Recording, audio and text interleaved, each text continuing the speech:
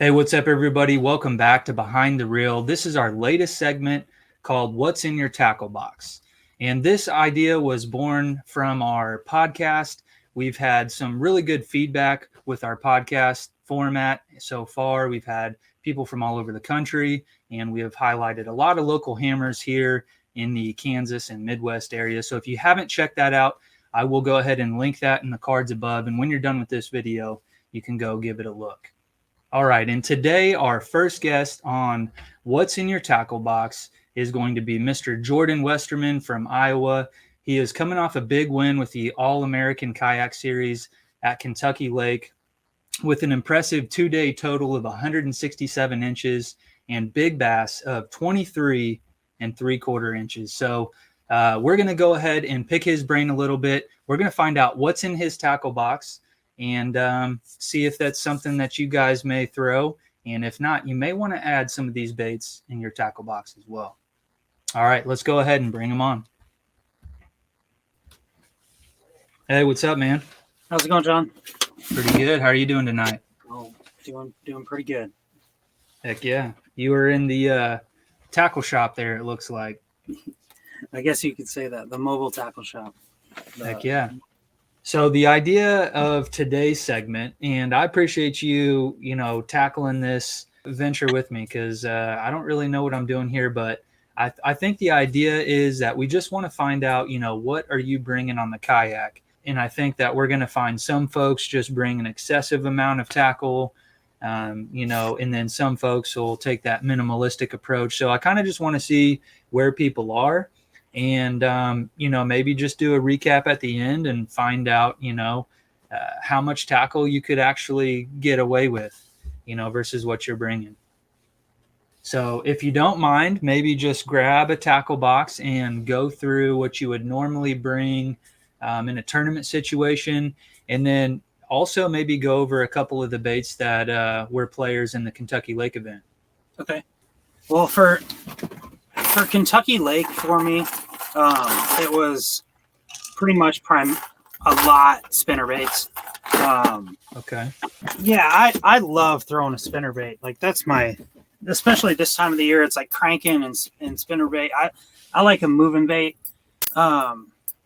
This is the one that I used at Kentucky Lake. Just I think that's a 3/8 ounce, and I changed the blades out and put that little bigger kicker blade and a Colorado blade on it. I was using that in dirty water and just really slow rolling it off a cover. I was kind of fishing a pinch point that had a lay down in it, and you could just roll it off that lay down and they'd hit it every time. If they didn't hit it on the drop, they'd hit it, kind of rolling over. And that kicker blade seemed to get more bite. So with that spinnerbait in particular, you mentioned that you switched out the blades. Is that something that you bring on the boat as well? Like, do you bring blades and all that so you can change it on the fly? I don't. I can, if I need to change that stuff, I bring enough spinnerbaits with me that I can change blade configurations through there. I usually don't do that a lot. I'm a junkie. I like to buy too much stuff. So yep. I usually just buy whatever, so certain spinnerbaits. Well, after this tournament, I was like, all right, I need to just buy a bunch of them, build them, and then have blade configurations that I can kind of switch up and not. So now in my boxes, I do have more blade configurations and just, a bag of blades, I don't bring that with me, but I bring it in my, my van. Yeah, and I mean, in that scenario, you probably always have it right there. So all you got to do is go back to the van, and you've got all your tackle there anyways, if you did need to dig something up. Yep. And that's where, I try to bring, like, I'm trying to get more towards where I have like a smaller boat box, and then my stuff that I bring with me, now I just have a bunch of different boxes. I'll bring 5 crankbait boxes if I'm on a crankbait. It's like so it's a little out of control, but so out of those spinnerbaits, you had a pretty decent sized spinnerbait box there. That one you showed us, What is that one? Do you know right offhand? Do you know what brand or anything? It's a Santone. I really like that Santone. I think it's either the Got 5 or the Pretender. I think is what they call them. I like to use the Megabass. I think that's like the S. I can't remember what their model is, but I have a lot of these. I fish a lot of that. This is a really good spinnerbait. They're expensive, it's a Megabass, but you're getting premium bait. And this one over their other spinnerbaits, like I can catch 40 to 50 fish on this, and their other spinnerbait, the other Megabass stuff, I think it's some I can catch like 5 fish and I break them. These ones I can catch a ton of fish and big fish too. And they take a beating, and they've got a really different head design. So when you stop, it's got a really straight down fall that triggers that, or you have that good flutter of the blade. So I fish a lot of those. So that's pretty much my boxes. Those, the Santones, those, and then I have just kind of your custom lure parts online stuff. Okay. I do a little heavier on those. Those are 3/4 on a lot of the stuff that I'm doing that's custom. Nice. Okay. Just like that little heavier stuff that when I stop has a little fat, a little more flash on the drop. Okay. I was talking to my buddy Brady Stores about this a while back. He's like, man, if I just took a spinnerbait to every tournament and only fished that, I think that I could do well. Yeah. And I agreed with him. It's like, man, you can just slow down and just fish cover that have good fish on them, Yeah. Like I showed you, I carry a box of jackhammers and thunder crickets. Yeah. And it's like, they're great baits. They in my area, I think that they get maybe not overfished, but I can clean up with a spinnerbait a little better sometimes. So are you bringing that box of chatterbaits with you on the kayak generally, or? Yeah. Yeah. This time in the pre-spawn. What are some of your favorite colors or baits that you might carry around in that box? I have, most of them are that like Height Delight jackhammer. Okay. I think that's what that is. And, I've got 1/4 of my box is that color. I've got your red stuff for this time of the year when sometimes they're on, when they're on that red bite, or on the river in the summer. You can catch a lot of fish on red too. Your green pumpkin stuff from Thunder Cricket, and just your basic stuff. Chatterbaits are chatterbaits. I think that we kind of geek out on the colors of them when realistically you need to fish white or green pumpkin. That's about it. Yep. I hear you. Or black and blue. That's been one of my favorites. Black and blue. I forget about that. The other thing that I do for my terminal box, besides Mafia Box, and the other thing that I had that played down there was I was throwing a shaky head. I throw them on the Z-Man shaky heads, I think is the shaky thing that they're called. And is that the one that doesn't have like one of the wire keeper, like the twist lock? It doesn't have. It's just got the lead, and I like that. I was just fishing a black Senko on it and just skipping it up under stuff and kind of letting it soak and shake it. But as for my terminal box, you can't really see up in there, but it's. Do you like that Bass Mafia box for keeping all your stuff organized? I just got it. I used to do 2 small of these little. I think that's a little Plano box, and that worked. It seemed like I always had the one when I needed the other, or the 2 things in my box didn't have enough room. So going to this, I think will do a little bit better for me. Like I was telling you earlier, I fish a lot of smallmouth stuff later in the spring or later in the summer. So it's like Ned's. If I do that, it's a Berkley half head, I think is what they call it. It's got a really small head and a good hook. It's got a fusion hook. And they seem to hold a lot better for me than any of the Z-Man stuff. I like the size and the weight of the Z-Man stuff. The selection of their heads is good, but the hooks, unless it's the HD hook, it doesn't seem like it works quite as well for me. Okay. It's not that they fold out; they just, if you don't have tension on them at all times, they'll pop the hook. Especially like big smallmouth, I've noticed I lose a lot. Not lose a lot, but I lose more fish on that than I do with the Berkley hook. Okay. I hate talking about Ned rig stuff. It's like so cool. Hey, no, it's awesome for you to pass on this stuff to us, because then we don't have to learn the hard way. I've got a bunch of fluff in my box. I throw a lot of fluff. So like, yeah, smallmouth when it's warm, sunny days. Like I love throwing hair jigs. Yeah. That's something I'm really into. I tie my own hair and Nice. I really like throwing like 16th and 32nd ounce hair jigs, and that's a really cool bite. It's like a glide bait bite for smallmouth. Really? You get clear water and you throw a black piece of hair, and it's crazy the attention. It's just like a glide bait. You slow roll that, and those fish just come out of nowhere, and it's just black blobs just coming at it. It's fun bite. Swim baits is kind of a big thing for you, right? It was. Or has been? It has been. And like, you know, I still bring a box of swim baits with, like, not as much anymore do they make it into my boat. Last year I kind of sat myself down and it was like, what am I looking to get out of fishing anymore? It's like, do I want to tournament fish, or do I want to catch a big fish? I would blow so much of my time in a tournament day just trying to get a swim bait bite. Yeah. And look back on it and be proud of myself because I tried to get a swim bait bite. Well, it's like, it's stupid. It's like, I didn't get any money. I didn't win very many big bass. You know, I'd catch one here or there.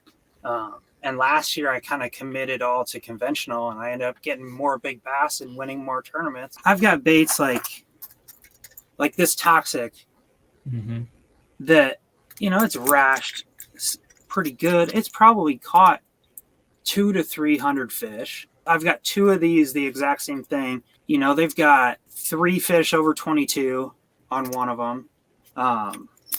You know, I've got a couple of these toxic micro minks that have done really well and caught me a ton of big fish. I got quite a few wakes.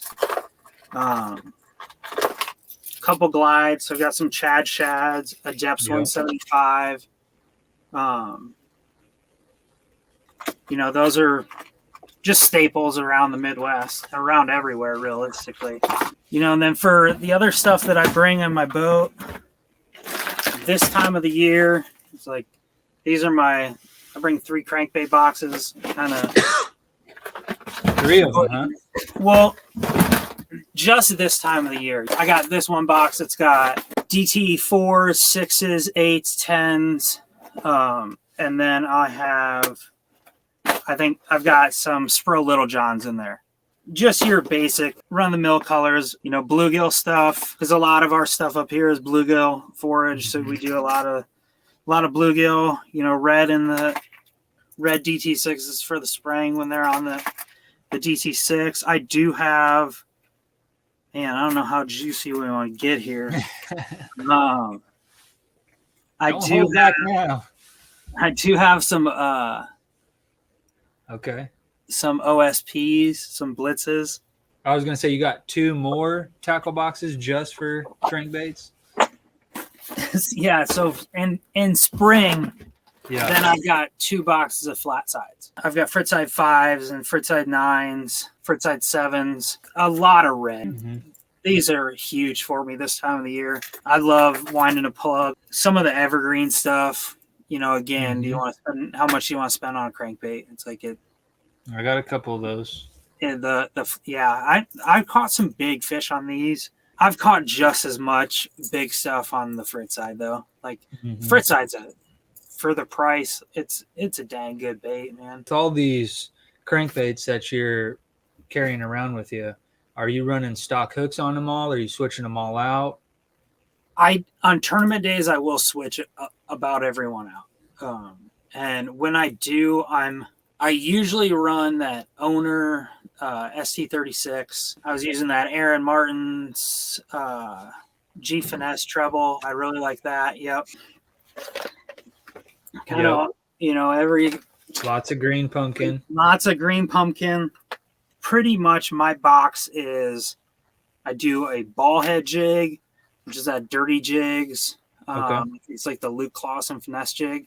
I do a couple different sizes of that. I really like those. A bunch of different sizes of the Beast Coast flipping jigs. They've got like a heavy cover jig, and that heavy cover with a really stiff hook. It's got like a double wide weed guard, like thickness size. And those things will come in and out of anything like that. Do you like that? I do. I don't have any hookup problems myself with it. And I've thrown that on I've thrown it on so many different rods too. It's not like I need they call it a braid jig. But like I've thrown it on like 20-pound fluoro on a medium heavy. It's double width wise. It's not necessarily like a double thickness. And that's the Beast Coast, you said? Yeah, it's the Beast Coast. They've got like a little tungsten finesse jig, a grass jig. They just came out with the little Hustler. Been catching a lot of fish on that. It's almost like that Kitech casting jig style. Yeah. It's got a good hook on it and a good keeper. I pretty much do Beast Coast and Dirty Jigs. I do that Dirty Jigs. It's their Argy jig. I think it's the casting jig. I catch a lot of fish on those. And one of the other ones I take is jerkbaits. This is the one that I do take like weight. I guess I have 3 crankbait boxes, but I take a lot of jerkbaits out.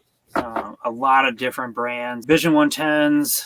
A couple different depths, re-ranges, the Berkley, the Stunnas, some Lucky Crafts, and I do a lot of the Rapala stuff. Mostly the Rapala stuff for smallmouth. They'll eat any jerkbait, so it's easier for me to spend $10 and go throw it around pike than throwing a $30 Vision around them and knowing that you're going to lose it. Colors, it's Eulogy Bone. White stuff, and then like any kind of perch color up north is a big player. And then last one is a trap box, rattle traps, and usually it's when it's colder water and I'm fishing a little deeper. I like throw a trap, yo-yo it on the bottom, or jig fish it style. But I don't fish them a lot. I don't feel like I can wind them as good as like this time of the year. If I'm winding like a flat side, or I can get more bites out of a flat side. Similar baits, but I'd rather bump off of cover than burn across stuff or rip out of it. That's it right there. And then you got the spinnerbait box, right? Yeah, spinnerbait and chatterbait. Okay, there you go. Plus not much more.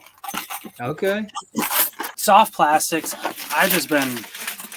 I used to bring a big box of soft plastics too. Now it's like if I'm gonna fish chatterbait, I can bring 1 or 2 types of plastics. For me, I only fish certain trailers, kind of certain times of the year. For me, I do a D-bomb or a double tail grub, a couple other ones, but usually it's a D-bomb or a double tail grub. If they're on craws, I'm on a double tail grub. If they're on bluegill, it's a D-bomb. So do you just bring like a handful of plastics in their original packaging type of thing, or?